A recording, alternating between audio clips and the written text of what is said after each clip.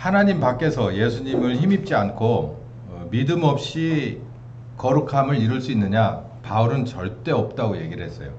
그럴 수밖에 없는 이유는 하나님의 거룩하심이라는 건 율법이 요구하는 사다리는 1에서 출발했으면 끄트머리 100까지 완벽해야 될 그 거룩이라고 보기 때문에 하나님은 그 정도를 거룩이라고 보신다는 거예요. 그러니까 우리도 그런 걸 요구하시는데 네가 하나씩 하나씩 행동으로 증명을 하려면 1부터 시작해서 100까지를 다 해라는 거예요. 안 되죠. 그러면 그래서 예수님이 오셨다. 그러니까는 우리는 또 뭐라고 받아들이냐면 이건 완전히 치트키로 생각하는 거예요. 그러니까 이것만 내밀면 무조건 프리패스. 그거는 아니에요. 공로를 힘입어서 그냥 이 모든 것을 다 뛰어넘어서 나는 1, 2, 3, 4 정도 수준밖에 안 되는데 나 예수님 믿음으로 말미암아서 100으로 올라가느냐? 그렇지 않다는 얘기예요. 그게 핵심이에요. 그게 바울의 복음의 핵심인데 그거를 왜곡하려고 하는 사람들이 꽤 많은 거죠. 그래서 예수 밖에서의 선행으로 하나님 앞에 구원에 이를 수 있느냐? 절대 없다. 이게 바울이 얘기하는 거고 그 이유는 그렇게 할 만한 철저한 행동주의자가 있을 수도 없을 뿐만 아니라 율법의 요구는 1번부터 끝까지 온전하지 않으면 안 되는 거기 때문에 그거를 사람의 힘과 능력으로 그럴 것 같았으면 선악과를 따먹질 않았다. 이렇게 되는 거예요. 자, 그러면 칭의가 뭐냐? 칭의. 하나님이 의롭다 이렇게 칭해 주시는 거거든요. 아, 너는 참 의롭다. justification이라는 게 야, 이 사람은 참 의로운 사람이야 라고 평가를 해주는 걸 말해요. 이게 칭의거든요. 이제 여기에 칭의라고 하는 건 왠지 반쪽 같아요. 원래 이게 사자성어처럼 돼 있는 이 기독교 안에 도구만데 이신칭의라는 얘기가 있어요. 그러니까 믿음으로 의롭다 하심을 받는다. 하나님으로부터 우리가 요 얘기를 줄여서 얘기하면 이신칭의거든요. 믿음으로 구원을 얻는다. 믿음으로 하나님 앞에 의롭다 여기심을 받는다. 요게 우리가 알고 있는 개신교에 있어서 시작이자 끝입니다. 그래서 믿음으로 말미암아 믿음에 이르게 한다라고 하는 바울의 로마서 1장의 말씀이 바로 요 얘기를 말하는 거예요. 믿음으로 우리가 하나님의 의롭다 하심을 받고 그리고 믿음으로 마지막으로 구원에 확정된다. 요 얘기를 하는 거예요. 그 중간은 물론 어마어마하게 많은 얘기들이 있지만 그러면 칭의라는 게 뭘까? 그럼 우리 이렇게 생각해요. 그냥 믿음으로 그래요. 예수를 나의 그리스도로 믿음으로. 그것도요. 제가 교회를 꽤 오래 다닌 사람이에요. 그런데 정말 심각하게 생각도 많이 해본 사람이고 나름 신학교도 그냥 맨 앞줄은 아니지만 뒷줄에 서서 오래 다닌 사람이거든요. 그런데 하나님에게 의롭다 하심을 받는다는 게 뭔가를 얘기할 수 있는 사람이 얼마나 되겠어요? 칭의가 뭐냐고 물어보면 하나님이 너를 의롭다 하셔 그게 뭐냐고 하고 물어보면 그게 뭐냐고 하고 디테일을 물어보면 얘기할 수 있는 사람이 얼마나 되겠냐고요. 칭의라고 하는 건 구원하고도 연관이 되는 건데 이걸 우리가 좀 잘 알아야 될 필요가 있습니다. 이 수요일 설교에서 이걸 잠시 그냥 말로 설명을 드렸는데 이런 거예요. 요즘은 많이 달라졌지만 우리가 밭에서 일하시는 농부들을 보면 대부분 어디에다가 갈고 심습니까? 그러니까 일해야 될 그 대상이 어디예요? 높이가 땅바닥이잖아요. 바닥. 그래서 나중에 노인 양반들 보면 허리 못 피시잖아. 왜냐하면 허리가 아주 성한 사람이 없어요. 허리하고 무릎이. 그건 왜 그러냐면 일해야 될 때가 바로 바닥이기 때문에 내가 그거를 계속해서 숙여야 되기 때문에. 근데 요즘은 무슨 뭐 쿠바식 틀밭? 뭐 그걸 넘어서서 스마트팜? 그거는 제가 이렇게 보니까는 참 재미나게 일하대. 그리고 요 앞에 있는 그 온실도 큰 온실이 있어요. 그 아주 몇십 년 된 온실인데 거기에 방울토마토를 재배하는 데 있죠. 가만히 보니까 의자에 앉아서 일하더라고. 옛날 같은 말이 되냐고 그게. 그 왜 그런가 봤더니 이 땅에다가 식물을 안 심어. 그리고 어디로 올리냐면 자기가 편한 위치까지 이 식물을 올려서 심어요. 틀밭이라고 하는 것도 그거예요. 이만큼 틀을 짜서 옛날 어른들 말씀으로 하면 이 사과 보루박구 같이 생긴 거 크게 만들어 갖고 그 안에다가 막 온갖 그 부엽토니 뭐 이런 나무 죽은 등컬 이런 걸 넣어서 이만큼 올려서 해요. 그 자기 키가 이 정도 되면 요 정도에다 심게 하는 거예요. 그리고 물 이렇게 주고요. 햇볕은 그냥 그대로 받고. 그러면 내가 허리를 숙일 일이 없잖아요. 저는 칭의라는 얘기를 설명할 때 이렇게 설명해 드리고 싶어요. 우리는 저 바닥이면 걸어가신 하나님의 높이가 얼마나 높겠어요? 높이로 따지자면, 깊이로 따지자면 말도 못하게 깊고, 넓이로 따져도 측량할 수가 없겠죠. 근데 칭의라는 건 정말 먼지와 같은 하찮고 의미 없는 우리 존재를 하나님이 당신의 눈높이까지 끌어올려 주는 것이 칭의라고 저는 설명을 하고 싶어요. 그 네 얘기 아니냐? 빌립보서 2장 5절부터 8절을 한번 보세요. 한번 봅시다. 시작. 너희 안에 이 마음을 품으라. 곧 그리스도 예수의 마음이니 그는 근본 하나님의 본체시나 하나님과 동등됨을 취할 것으로 여기지 않고 오히려 자기를 비워 종의 형체를 가져 하나님과 같이 되었고 사람의 모양으로 나타나셨음에 자기를 낮추시고 결국 죽기까지 복종하셨다. 십자가에 죽으신 것이다. 이게 보면 우리로 여기 말고도 히브리서 2장에 보면 그런 말씀이 있잖아요. 우리가 혈육에 속해서 그분도 우리가 똑같이 혈육에 속했다. 이게 얘기만 다른 거예요. 그분이 우리의 눈높이로 내려와 주신 것이나 우리를 이렇게 높여 주신 것이나 같은 거예요. 우리는 절대 그럴 수가 없어요.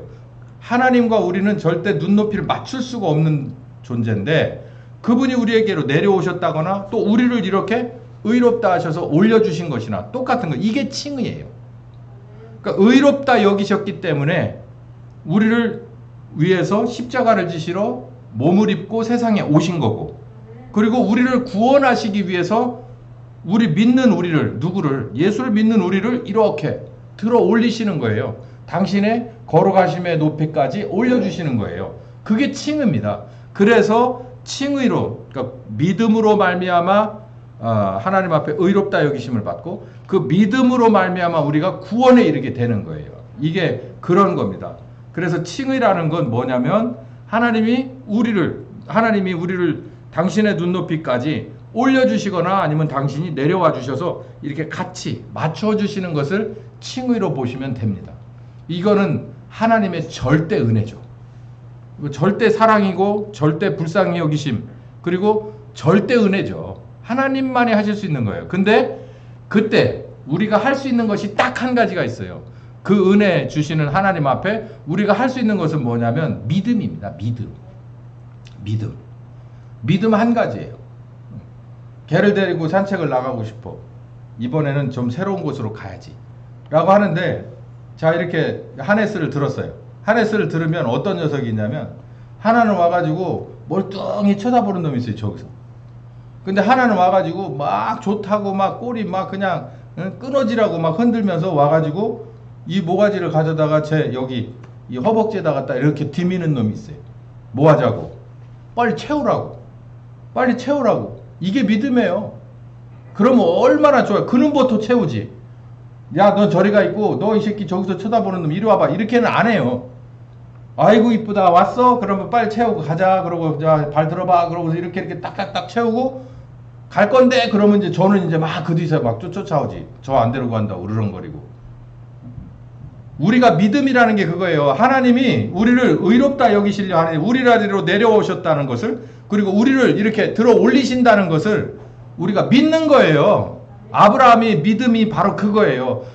저 높으신 하나님이 나를 지금 이렇게 낮은 나를 이만큼 들어 올리시겠구나라고 하는 걸 믿었다는 거예요. 그러니까 하나님이 네 믿음이 의롭다는 거예요.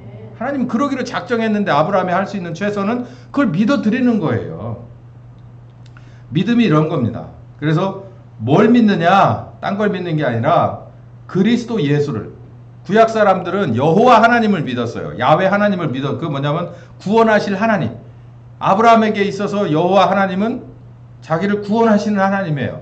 이삭에게도 구원하시는 하나님, 야곱에게도 구원하시는 하나님이에요. 근데 신약에 이제 예수님으로 말미암아서 십자가를 지고 죽으셔서 부활하신 가운데 성령께서 오셔서 우리에게 주시는 그 은혜는 우리가 무엇으로 믿어야 되냐면 예수는 나의 그리스도다라고 하는 그리스도 예수에 관한 믿음이에요. 예수는 나의 그리스도다. 바울 그러니까 첫 번째 설교할 때 예루살렘 교회에 이 예수가 그리스도인 것을 전했어요. 예수가 너희의 그리스도다. 그 전에는 여호와 하나님이다. 너희의 하나님은 여호와 하나님이다. 이스라엘아 들으라. 나 여호와는 너희를 구원하는 여호와 하나님이다라는 거예요. 근데 신약에 와서는 그게 아니에요. 예수가 그리스도라는 거예요. 예수가 너희를 구원한다라는 거예요. 그걸 믿기만 하면 하나님이 뭐라 그런다는 거예요. 너 의롭다. 그래서 밑에 있으면 위로 올리시고 얘가 못 올라올 상황이면 당신이 내려오신다는 거예요. 그게 바로 칭의이고 그리고 칭의의 자격입니다. 하나님이 그러면 이게 완전히 그냥 이 번들로 와요. 그냥 막 이렇게 큰 보따리로 오는데 은혜가 처음에는 칭의만 뿐만 아니라 우리 믿음 작은 조각의 믿음 가지고 당신의 칭의 거룩하심에 이르는 그 당신의 칭의만 뿐만 아니라 우리에게 또 무엇을 주시냐면 사실은 이게 더 중요한 건데 우리에게 성령을 주세요. 성령을 주신다는 거예요. 구약에 있는 사람들에게 있어서 성령님에 관한 것은 그냥 멀리서만 볼 수밖에 없었어요.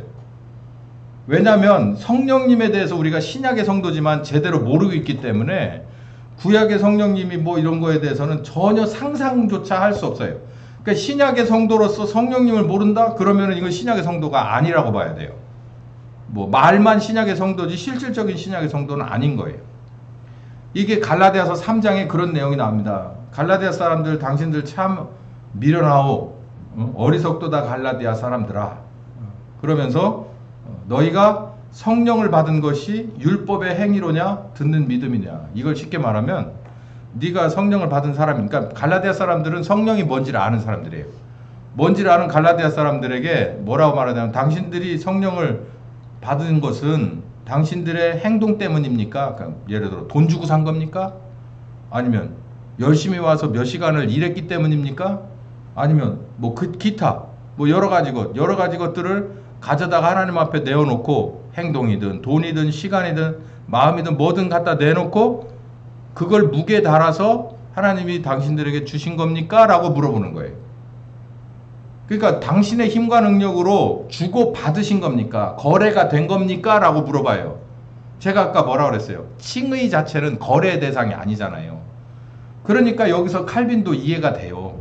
왜냐하면 칼빈도 전적인 하나님의 은혜를 얘기할 수밖에 없었던 건 그 당시에 카톨릭이요 온갖 것을 가지고 하나님의 은혜를 돈 주고도 살려고 했고 살 수 있다라고도 했고 그리고 뭐 와서 노력 봉사 하는 것으로도 하나님의 은혜를 상쇄시킬 수 있다고 했고 이런 것들이 많아요. 하다못해 성상 숭배.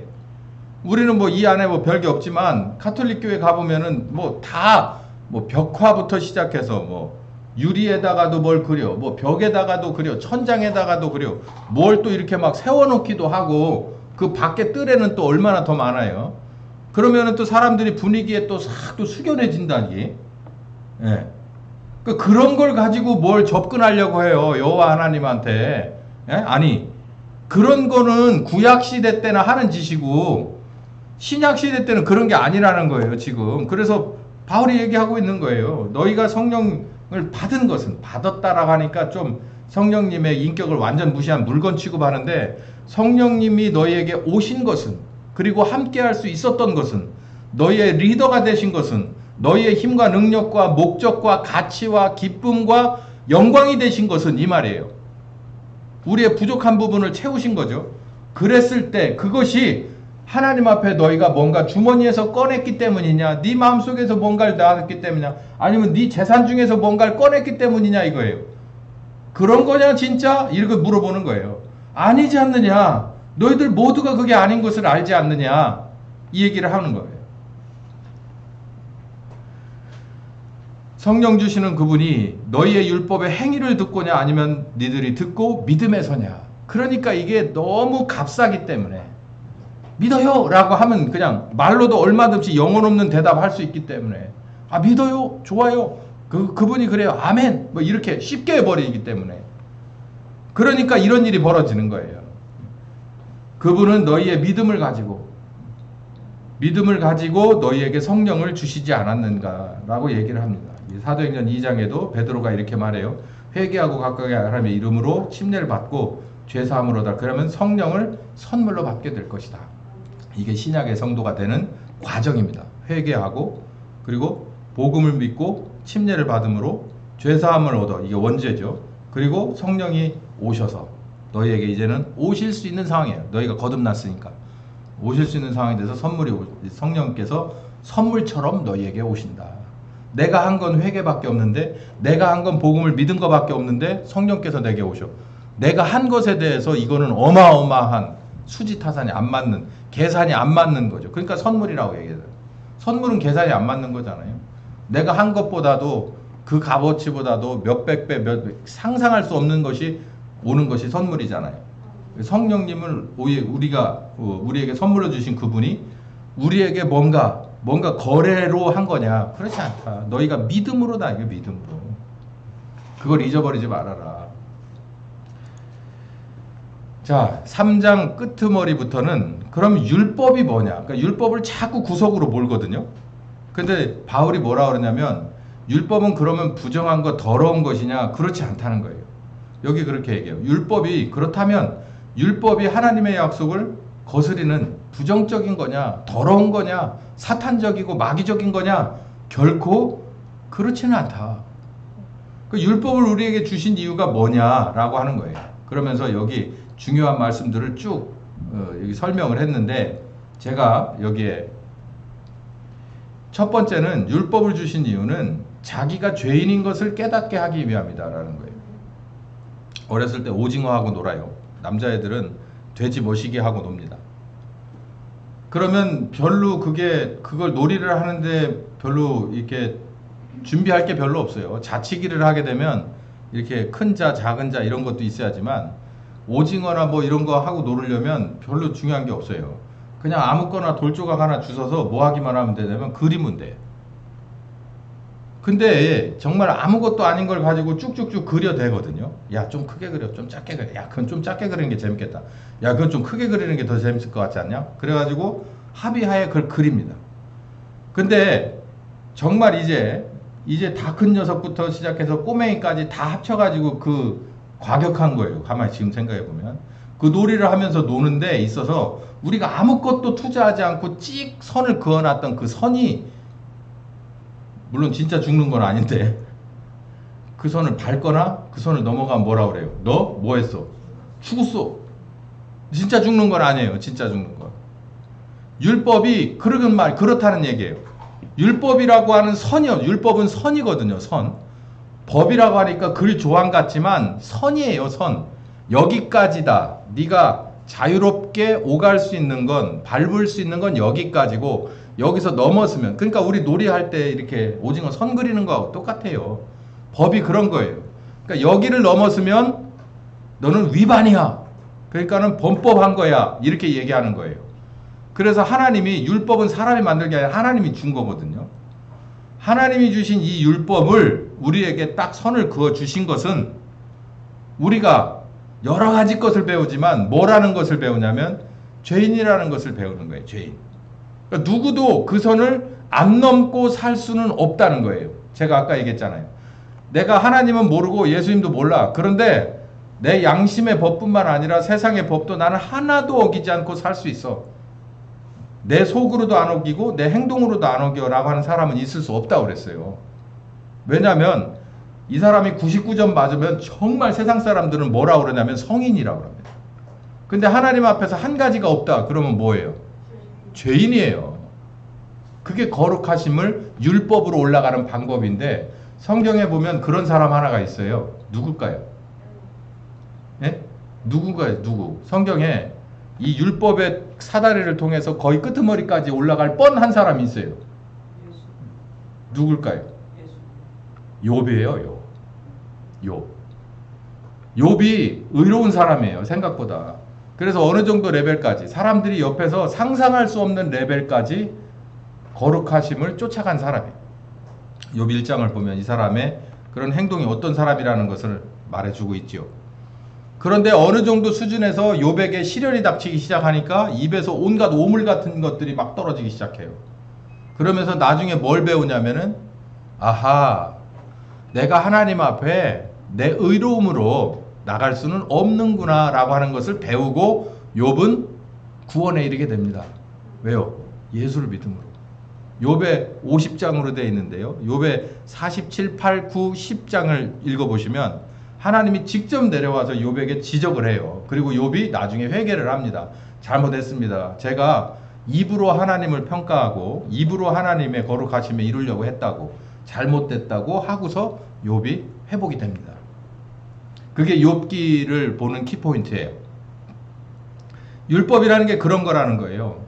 저 위로는 욥 같은 인간적인 의로운 사람뿐만 아니라 저기는 정말 창기와 같은, 세리와 같은, 정말 이거는 객관적으로 봐서 잘하는 게 하나도 없는 불의한 것뿐인 이렇게 넓은 폭에 있는 모든 사람들이 율법을 통해서 우리에게, 이 개인에게 뭐라고 가르치냐면 당신은 죄인입니다. 하나님 앞에 죄인으로 드러날 수밖에 없어요. 심판받을 수밖에 없어요. 그래서 여기 로마서 3장 20절에 이런 말씀이 있죠. 율법으로는 뭐한다? 죄를 깨닫는다 라는 거예요. 아하, 이게 내가 이거를 안 밟고 넘어갈 수는 안 밟거나 넘어가지 않고선 살 수 없는 인간이구나 라고 하는 것을 깨닫게 돼요. 자, 그리고 두 번째, 오직 예수 그리스도를 믿음으로 구원받기를 바라보는 것입니다. 예수 그리스도를 통해서 구원받기를 바라보는 거예요. 22절에 여기 로마서 3장 22절에 그러나 모든 성령, 이게 아니구나, 갈라디아서, 이는 그 예수 그리스도로 믿음으로 말미암아 약속 믿은 자에게 주시려 하신 것이다 라고 하는 거예요. 이 말씀은 마가복음 1장 15절에도 그렇게 되어 있죠. 때가 찼고 하나님의 나라가 가까웠으니 뭐해라? 회개하고 복음을 믿어라 라고 얘기했어요. 율법으로서 내가 죄인이구나 라고 하는 것을 깨닫게 되면 당연히 회개하게 되어 있습니다. 당연히.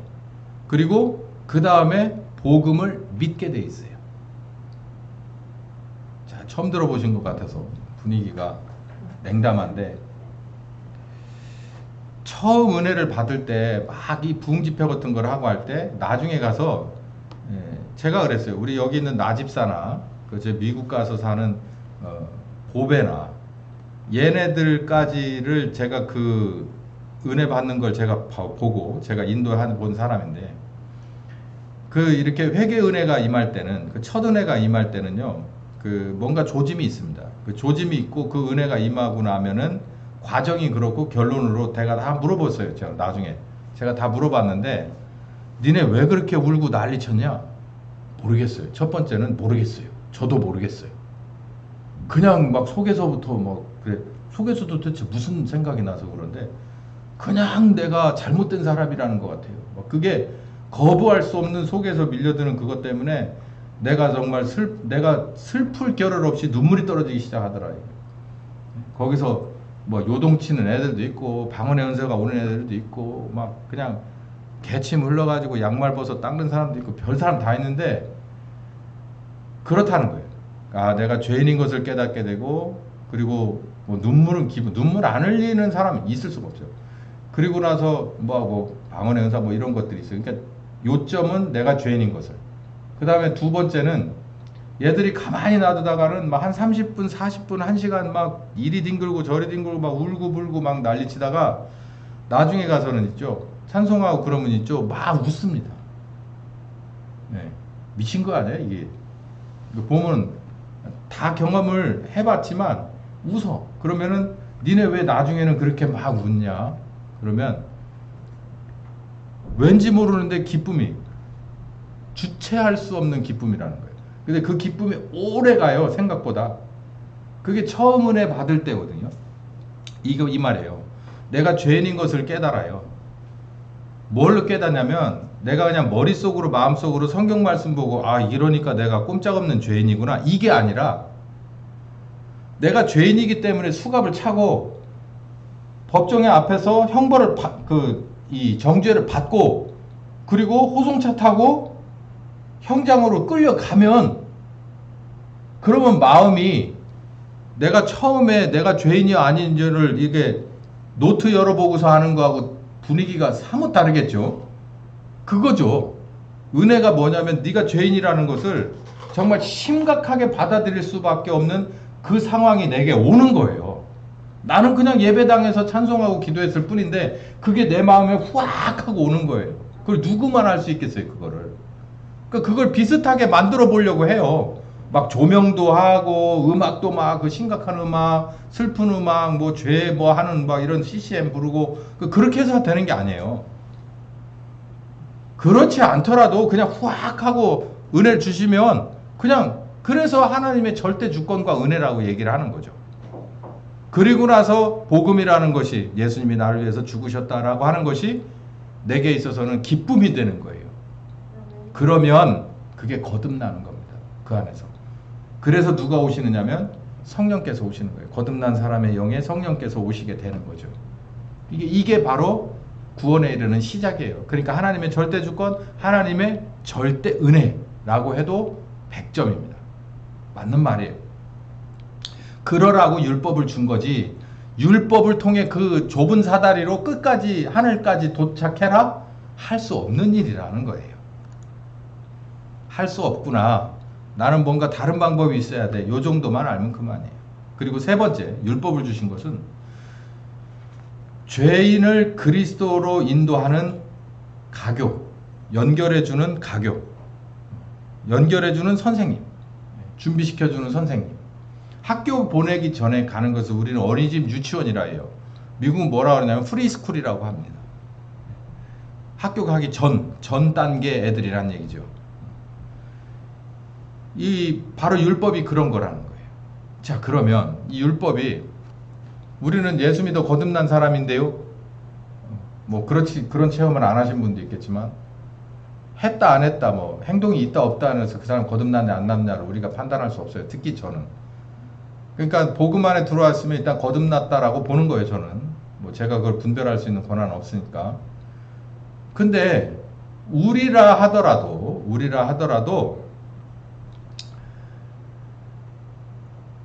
거듭났다 하더라도, 이게 애기 금방 거듭났다고 하더라도 바로 청년이나 아니면 대학생으로 공부를 시킬 수는 없어요. 특히 어떤 사람들이 있냐면 교회 나온 지 얼마 안 돼 가지고 예수 믿은 사람들이 있어요. 은혜 받은 사람들. 저희 아버님이 그런 분이었어요. 그냥 은혜 받고 교회 다니는 분이에요. 그런 분은 진짜 아무것도 몰라요. 그런 분들이 꽤 있어요. 그리고 교회 다녔더라도 은혜 없이 그냥 다니고, 혹시 은혜를 받아도 교회 다녔지만, 오래 다녔지만 아무것도 내가 배운 게 없는 사람들이 있어요. 하나님이 누군지, 아들이 누군지, 뭐 구약이 뭔지 신약이 뭔지 전혀 모르는 사람들이 있어요. 이런 사람들은 어디로 가야 되느냐면 율법 아래로 가야 돼요. 그 초등학교 선생님 아래로 가야 됩니다. 가야 돼서 공부를 시켜서 이제 월반을 시켜줘야 되는 거예요. 여기에서 율법은 우리에게 있어서 하나님에게 이 초등 선생님과 같이 중간다리 역할을 해주시는 분이다. 나는 저를 자력갱생으로 하나님 앞에 이룰 수 없는 것이다 라고 하는 것을 아는 것. 이게 율법을 우리에게 주신 것이에요. 요 얘기는 조금 뒤에 한 번 더 나올 겁니다. 자, 이제 갈라디아 3장 끄트머리로 왔어요. 6장까지 있는데 한 절반 온 거예요. 이제 오늘 시간이 여기니까 여기까지 하면 오늘 이제 끝날 텐데요. 자, 이제 다시 한번 돌아볼게요. 처음에 바울이 네 복음 내 복음 얘기를 해요. 내가 전한 복음은 그리스도께 배운 건데 니들이 들은 거는 그렇지 않은 것 같아 라고 한 번에 확 일축해버리고, 그리고 할례 문제에 대해서 정확하게 선을 그어줍니다. 그 사람들이 너희에게 와서 내가 14년 전에 내가 올라갔을 때 내 앞에서 그렇게 안 하기로 한 사람들이 와서 너희에게 할례에 대해서 얘기를 했는데 그걸 듣는다는 것 자체를 난 이해할 수 없다. 그렇게 얘기를 하면서 할례는 아니다 라고 얘기를 하면서 이제 그 가운데 여러 가지 얘기들을 이제 집어 넣어서 얘기를 합니다. 그러다가 이제 제가 여기 이제 여러 가지를 넣었죠. 저도 율법을 주신 것, 그리고 칭의라는 것이 무엇이냐, 이제 이런 얘기를 또 할례에 관해서는 로마서를 좀 자세히 보면 바울이 뭐라고 말했는지를 더 자세히 알 수 있습니다. 라는 얘기 등 율법을 주신 이유는 무엇입니까? 이제 이것도 말씀드렸죠. 자, 이제 바울이 진짜 하고 싶은 얘기가 여기 있어요.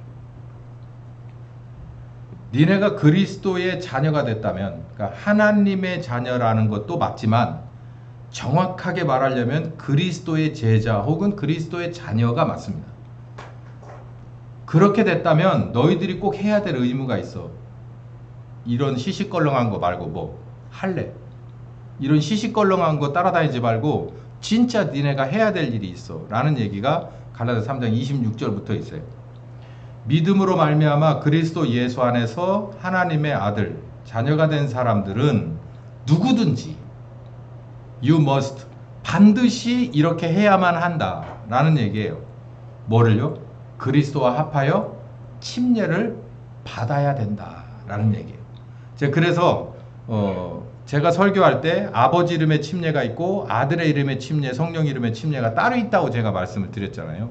그 내용별로 조금씩 다른 것이 있습니다 라고 제가 세부적으로 설명을 드리는 게 바로 그런 이유입니다. 여기에 그리스도와 함께 합하여 받는 침례는 이게 물침례예요? 이거 물침례 아니에요. 이거 물침례 이미 받고 들어온 사람이에요. 받고 들어온 사람들은 누구든지 이 말이에요. 믿음으로 말미암아 그리스도 예수 안에서 하나님의 아들이 되려면 뭘 받습니까? 물침례 받아야 되잖아요. 그리고 나서 들어온 사람은 누구든지 그리스도 침례 또 받아야 됩니다 라는 얘기를 하고 있어요. 그래서 제가 아버지 이름의 침례가 있고 아들 이름, 성령 이름 침례 다 따로 있다는 얘기예요. 그러니까 사람들이 그거를 액면 그대로 받아들여 가지고 성경에 어디 그런 얘기가 있죠. 성경에도 잘 나와 있지만 직접적으로 아버지 이름의 침례와 아들 성령 이름의 침례는 각각 다 다른 거야 라고 예수님이 묘사한 적은 없지만 성경을 들여다보면 이렇게 아버지 이름의 침례가 따로 아들의 이름의 침례가 따로 다 다르다는 얘기예요. 바울이 그러잖아요. 그리스도와 함께 침례를 받아야 됩니다. 물침례 받고 이제 내가 예수를 그리스도로 받아들인 사람은 그리스도와 합하여 침례를 받는 것이 그리스도의 자녀된 임무입니다 라고 얘기를 해요. 뭐 하지 말고 쓸데없이 가서 안 받아도 될 할례 받지 말고 이 말이에요. 여기서 좀 이제 우리가 좀 주의를 환기시켜 볼게요. 우리가 예수 믿고 그러니까 아까 얘기했던 첫 은혜 받고 거듭난 사람들이면 그 다음에 성경은 뭐 하라고 돼 있어요? 그러니까 거듭나지 못한 사람은 이게 해당이 안 돼요. 그러니까 거듭난 사람은 반드시 여기 뭘 해라는 거예요? 그리스도와 합하여 침례를 받으라는 거예요. 그러면 그리스도와 합하여 침례를 받는 게 뭔지 그냥 여기서 한 번만 쓱 한번 읽어보자고요. 침례를 받는 자는 결국은 뭐가 될 것이다. 침례를 받게 되면 결국 뭐 이게 목적이죠. 그리스도로 뭐 하게 됩니다. 옷 입게 됩니다. 옷 입게. 그리스도로 옷 입었다는 게 뭐냐면 우리 남전도에 오늘 지금이야 다 벗었지만 아까 그 스카이블루 다 입었잖아요. 그러면 그냥 이게 느슨한 관계든 아주 쫀쫀한 관계든 간에 왜 그렇게 합니까? 우리 남전도회라고. 남전도회. 어디에 가서 무슨 야구 경기 하면은 어른이나 애나 그거 다 입고 가잖아요. 홈그라운드 아니면 어웨이 온 사람들이든 자기가 좋아하는 팀에 그거 입고 가지 않습니까? 모자도 쓰고. 그거예요. 그거 그리스도와 합하여 침례를 받아야 된다는 거예요. 뭐를 받았으면은 하나님의 자녀가 되는 침례를 물침례를 받았으면은 진짜 실질적으로 그리스도와 한 팀이 되는 침례도 받아야 됩니다 라는 얘기죠. 뭔가가 있는 거예요. 그냥은 안 되는 거예요. 그냥은. 그러니까 교회는 이 세 가지 일을 다 해야 되는데 첫 번째는 아버지 이름의 침례도 줘야 돼요. 당신은 죄인입니다. 절대로 당신 스스로 의롭게 될 수 없어요. 하나님의 전적인 은혜로 말미암아서 구원에 이를 수 있습니다. 당신들은 이걸 믿으십니까? 라고 해가지고 믿습니다 라고 한 사람에게 물침례를 줘야 돼요. 그리고 나서 두 번째는 그 물침례를 받고 거듭난 사람들에게 무슨 얘기를 해야 되냐면 그리스도와 합한 침례도 받으셔야 됩니다 라고 얘기를 해야 돼요. 그 그리스도와 합하여 침례를 받는 게 뭘까? 남전도회시죠? 남전도회 들어가세요. 여전도회네. 그 저기 1, 2, 3여전도회로 나가세요. 들어가세요. 그래가지고 뭐 거기 틀에 맞춰서 일하고 같이 우르르 여기 몰려다니고 저리 몰려다니는 게 그리스도의 이름으로 침례받는 거예요? 그거는 일반 다른 데서도 해요. 친목계, 뭐 놀이계, 뭔 게 해가지고 유사정해 해가지고 신나게 재미나게 잘해. 뭐 동갑계, 별거 다 있대. 그래 오죽하면 그런 얘기 있잖아요. 야 니들끼리 개물어라. 교회가 개물어요? 예수의 이름으로 개물어? 근데 그거를 굉장히 중요하게 생각하고 그걸 넘어서질 못해 또. 여러분 개모임의 그 한계가 어디예요? 어디서 시작해서 어디로 끝나요? 잘해보자고 시작해가지고 한 놈이 들고 튀면 끝나요. 잘 모르시네. 개모임은 그게 끝나는 거예요. 하나 들고 튀면 끝나는 거예요. 그러니까 잘해봐야 본전인데 본절될 가능성이 별로 없어요. 근데도 왜 하나 몰라? 교회도 똑같은 전철을 밟고 갑니까? 교회도 시작할 때 처음에 개척 목사가 열심히 시작을 해요. 그러다가 개척 목사가 끝나기도 전에 아니면 끝나고 한두 대 지나가지고 지금도 개척 목사 때보다 훨씬 더 잘 돼 있는 교회 내 앞에 와서 이름 대봐요.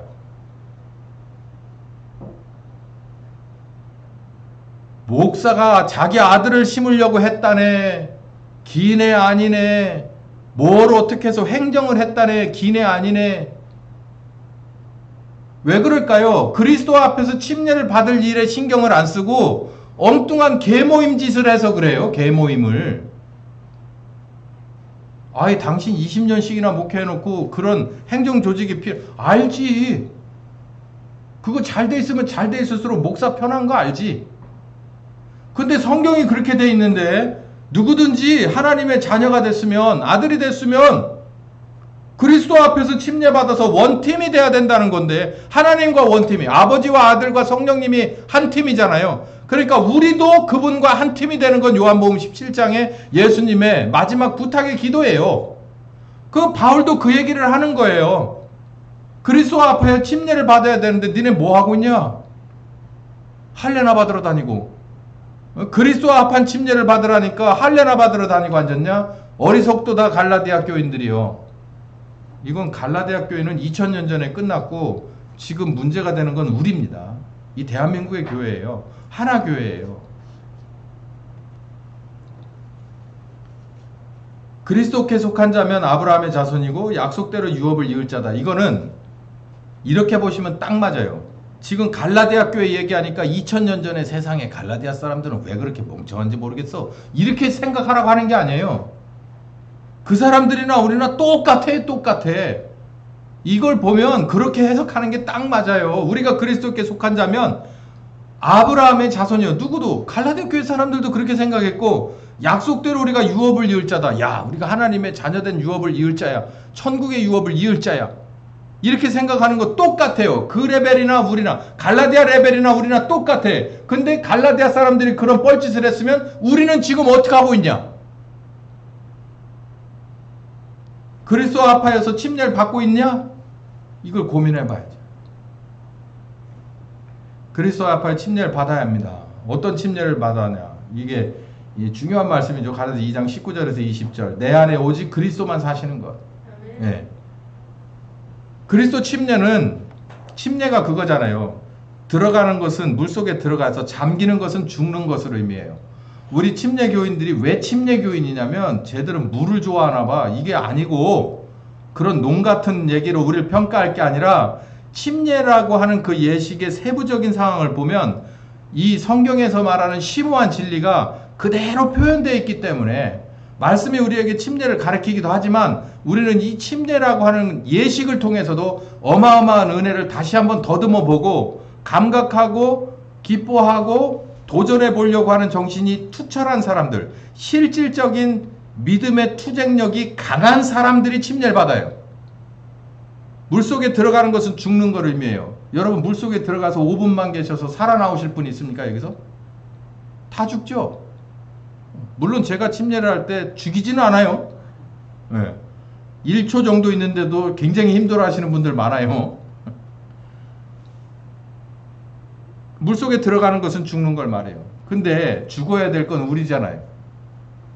근데 누가 들어가요? 여기 보니까 20절에 내가 누구와 함께? 그리스도와 함께. 아니 그분은 왜 나하고 같이 죽어야 되냐고요. 예? 그분이 나하고 죽을 이유가 뭐가 있냐고. 예? 처음에는 하나님의 자녀가 되는 침례, 물침례를 받을 때는 그저 감사할 따름이지만 두 번째 침례를 받을 때는 한 번쯤은 생각해봐야지. 그리스도의 침례를 받을 때는 그분이 나하고 죽을 이유가 뭐가 있는지를 생각을 해봐야지. 진짜 죽어야 될 건 잘못된 당사자인 난데 그분이 왜 죽어야 하는지를 생각해봐야지. 넙죽 같이 죽어달래. 예? 예수의 이름으로 기도했습니다라고 하는데 하나님의 영광입니다라고 하는 내용이 아니라 내가 이렇게 심하게 잘못했는데 예수의 이름으로 얘기를 하면 그 도대체 그거 또 누구의 이름이 들어가야 돼요? 예수의 이름이 들어가면 예수의 피가 들어가, 예수의 고난이 들어가야 되는 건데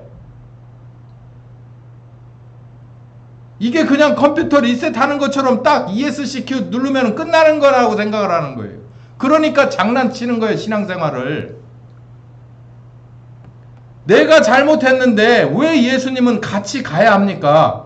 그 생각을 해야 돼요. 두 번째 침례에서는 이건 내가 가야 될 일이지 당신이 가시면 안 되는 거죠 라고 얘기를 해야 되는데 그분이 뭐라고 그러냐면 내가 너하고 함께 죽어야 네가 나하고 함께 뭐 한다는 거예요? 산다는 거예요. 잘못된 네가 죽으면 끝나는 거예요. 죽은 놈은 형벌받아서 죽었으니까 너는 사망이 끝이야 라고 했으니까 사망으로 끝나는 건데 예수께서 함께 죽어야 예수의 부활을 의지해서 나도 뭐 한다는 거예요? 믿음으로 같이 산다는 거예요. 그게 그리스도 이름의 침례예요. 첫 번 침례하고 뭐가 다르냐고? 다를 거 하나도 없어요. 내용은 이 겉은 똑같은데 전체는 똑같아요. 근데 내가 바뀌는 거예요. 내가. 전에는 내가 죄인인데 예수님이 같이 죽었다 살아준대. 아이고 땡큐죠. 무조건 하나님 감사합니다. 하나님 감사합니다. 근데 다음번에도 또 그래야 돼? 그거는 아니지. 왜 예수님이 나를 위해서 죽어? 한 번 그렇게 했으면 되지. 왜 두 번 해달라고 그래야 돼? 왜 세 번 해달라고 해야 돼? 왜 네 번 해달라고 해야 돼? 이건 양심도 없는 거 아니에요? 그리스도와 함께 침례를 받는 것은 바로 그걸 말하는 거예요. 예수가 나를 위해서 죽어야 될 이유가 없는 분이라는 거예요. 그런데도 이렇게 죽어주시다니 이거 내가 뭘 어떻게 해야 되는지 참 고민이다. 이걸 어떻게 하면 좋으냐? 이걸 어떻게 하면 좋으냐? 내가 이걸 어떻게 해야 이런 일이 다시는 없겠느냐? 이게 로마서 7장에 오호라 나는 곤고한 사람이에요. 한두 번 더 해보고서는 내가 세 번은 해달라고 할 염치가 없어야 되는 거예요. 바울은 염치가 없었어요. 나와 함께 다시 십자가에 죽어달라고. 내가 내 죄 때문에 죽어서 끝나는 당신 또 죽으셔야 되는데 이거 내가 왜 자꾸 이러냐고. 내가 이렇게 좀 안 했으면 좋겠는데 이게 바로 그리스도 이름의 침례예요.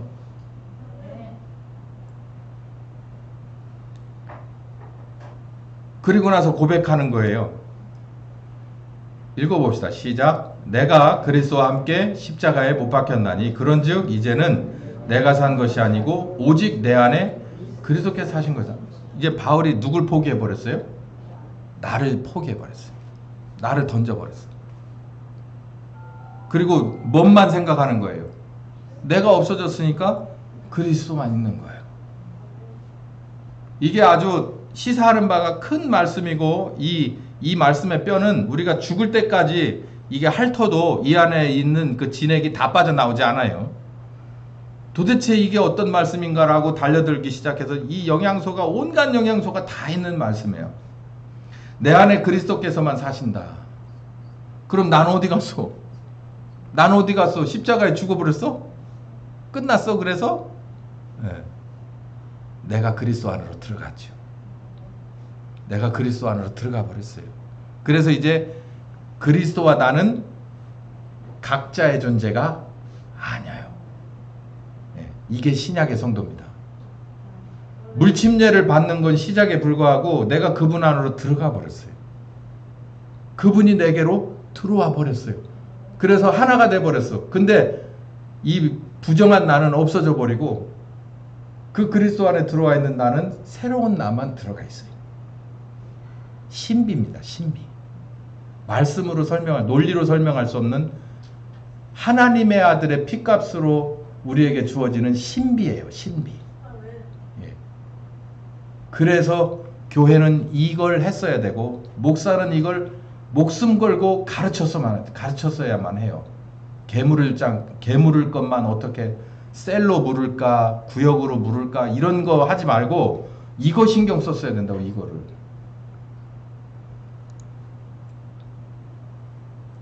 그리스도의 침례는 그리스도로 옷 입는 것이라 가르쳐요. 창세기 3장 21절에 가죽옷을 지어 입으시는 여호와 하나님 나와요. 아담과 하와를 딱 이제 내보내기 직전에 뭔가 하나를 잡아서 그 가죽을 벗겨서 옷을 입혀서 내보내줍니다.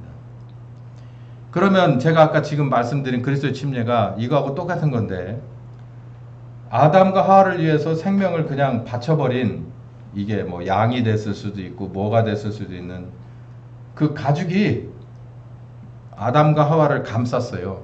그래서 둘이 하나가 됐어요. 둘이 하나가. 이 당시에는 복음에 관한 약속, 언약의 그 상징이기도 했겠지만 우리 갈라디아서 시점에서의 그리스도로 옷 입는 건 그리스도께서 죽으셔서 나와 하나가 됐어요. 그리스도께서 부활하셔서 나는 그분과 하나가 돼버렸어요. 그게 그리스도로 옷 입는다는 거예요. 그래서 현실에서는 내가 내 육신의 발을 딛고 이 모습을 하고 주민등록번호를 가지고 삶을 살지만 사실은 내가 사는 것이 아니라 누가 사시는 거예요? 그리스도께서 사는 거예요. 이치가 이렇습니다. 그런 모습이 이제 아주 작은 모습이 어떻게 그 결과가 나오냐면은 그리스도와 나는 한 팀이에요. 그렇기 때문에 이렇게 바울이 이런 식으로 설명을 해요. 유대인과 이방인 서로 한 팀이 될 수 없어요. 그래서 할례하지 말라는 거예요. 유대인과 이방인 한 팀이 돼버렸어요. 우리가 몸에다 하는 할례보다 더 중요한 할례를 받았기 때문이에요. 그게 무엇일까요? 예수와 함께 침례를 받았기 때문에 더 이상의 가로막힐 담은 없는 거죠. 나도 예수와 함께 침례를 받고 저 사람도 예수와 함께 침례를 받았으면 저 사람은 없어지고 부활하신 예수님만 살았고 나도 없어지고 부활하신 예수님만 살았는데 우리 모두가 한 팀이 아닐 수가 있느냐. 근데 인간적으로 보면 이 사람은 주민등록번호가 유대인이고 이 사람은 이방인이야. 그게 무슨 상관이야. 이렇게 돼요. 종이나 자주인이나 똑같고 남자나 여자나 똑같아요. 우리나라의 교회가 처음에 평양과 원산의 북한 지역에서 왕성할 적에 믿는 사람이나 믿지 않는 사람이나 다 싫어했던 것이 반상의 차별이 없었고 남녀의 차별이 없었기 때문에 문제가 됐어요. 우리나라 교회는 그 점에 있어서 미국에 있는 교회보다 훨씬 더 이른바 어떤 사람들이 말하는 것처럼 굉장히 과격하고 급진적인데요. 우리나라 여성의 참정권과 미국 여성의 참정권 그리고 흑인의 참정권 인터넷을 쳐서 언제부터 시작됐는지를 보세요. 우리나라는 민주주의 역사가 없었어도 우리나라는 여성의 참정권이 이미 시작돼서 나라가 시작됐습니다. 저 미국이라는 나라는 민주주의와 교회에 관해서는 우리보다 엄청 앞서간 사람에도 불구하고 비교적 우리보다 한참을 뒤에 그들에게 참정권을 주기 시작했어요. 이거 하나만 보더라도 이 대한민국의 교회가 하나님으로부터 얼마나 큰 사랑을 저기 큰 나라보다도 우리는 작아서 그런지 그냥 한 번에 속성 코스로 은혜를 아주 심하게 받은 거지. 쩔여져서 받은 거예요. 바람으로 받은 게 아니라 완전 그 물속에 훅 들어가 버린 거예요. 우리는 그런 교회의 역사를 가지고 있습니다. 우리는 다시 한번 그 역사를 되살려내실 하나님을 기대합니다. 그 성령님을 기대해요. 우리 이 한반도의 교회는 그런 역사를 가지고 시작했어요. 이제 뭔가가 살짝 삐딱해졌어도 다시 바로잡으시고 다시 우리에게 새로운 은혜의 때를 주실 때, 바로잡는 은혜의 때를 주실 때는 우리 또한 그 어떤 세상의 교회들보다도 먼저 장자와 같은 교회들로 우뚝 서게 될 것을 저는 믿습니다. 그날이 반드시 있게 되게 할 줄을 믿어요. 하나님의 계획이라고 저는 확신합니다. 저와 우리 교회와 여러분이 바로 그 일꾼으로서 맨 앞에 선 선봉대로서 우리가 초청을 받았어요.